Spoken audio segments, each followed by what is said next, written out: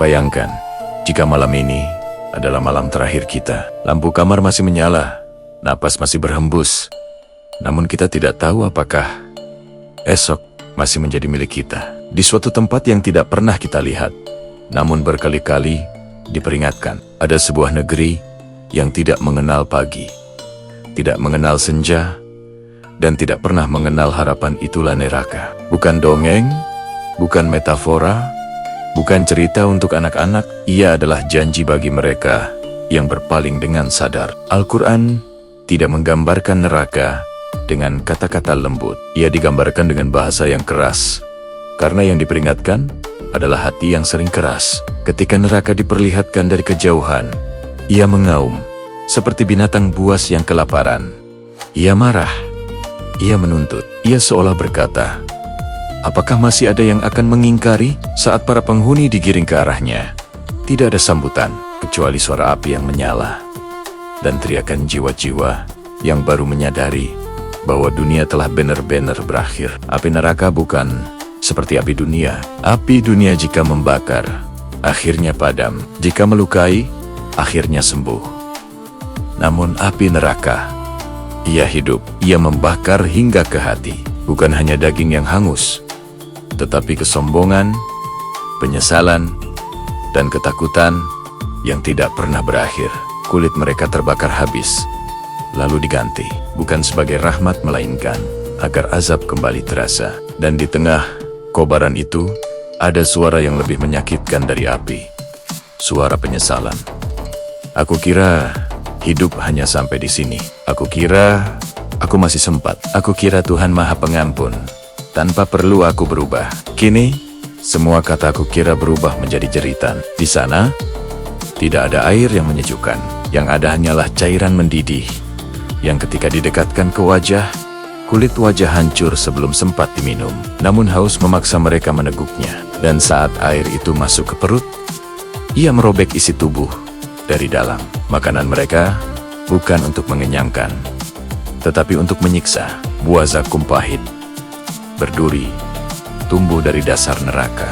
Setiap suapan seperti bara api. Setiap kunyahan adalah penyesalan baru. Dan ketika mereka memohon, ya Tuhan, keluarkan kami dari sini, jawaban itu datang bukan dengan lembut, melainkan dengan keadilan. Bukankah telah datang kepadamu peringatan? Bukankah ayat-ayat dibacakan?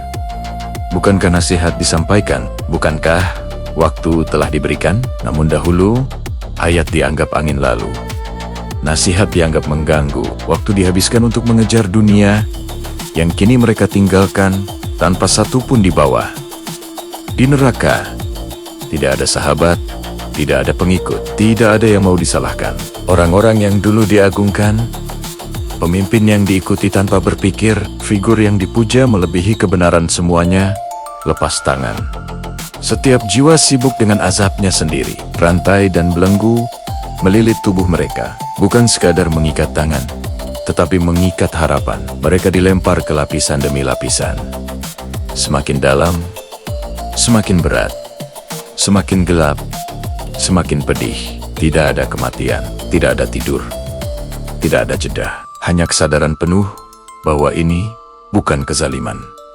Ini adalah balasan. Yang paling mengerikan bukan api, bukan rantai, bukan jeritan. Yang paling mengerikan adalah terputusnya rahmat Allah. Ketika seorang hamba menyadari, aku jauh dari Tuhan, dan jarak itu tidak bisa lagi dipendekkan. Di dunia, satu air mata bisa menghapus dosa, satu sujud bisa mengubah takdir, satu taubat bisa membuka langit. Namun di sana, air mata tidak lagi bernilai, sujud tidak lagi diterima, taubat tidak lagi dibuka, karena dunia telah selesai. Narasi tentang neraka bukan untuk membuat kita putus asa, melainkan agar kita tidak tertipu. Karena yang sering membawa manusia ke neraka bukan dosa besar semata, tetapi dosa kecil yang dianggap biasa. Salat yang ditunda, hati yang sombong, lisan yang melukai, hak orang lain yang diremehkan, taubat yang selalu ditunda dengan alasan nanti saja. Padahal Tidak ada yang tahu apakah nanti itu masih ada. Hari ini, selama jantung masih berdetak, selama mata masih bisa meneteskan air mata, selama sajadah masih bisa digelar, neraka belum menjadi tempat kita. Pintu taubat masih terbuka. Rahmat Allah masih lebih luas daripada dosa manusia. Dan inilah kasih sayangnya. Dia memperlihatkan neraka agar kita tidak masuk ke dalamnya. Maka jika malam ini hati terasa berat, jika jiwa terasa kosong, jika dosa terasa menumpuk, jangan lari, jangan menunda, karena surga diperjuangkan dan neraka cukup dengan kelalaian untuk sampai ke sana. Terima kasih telah menyimak.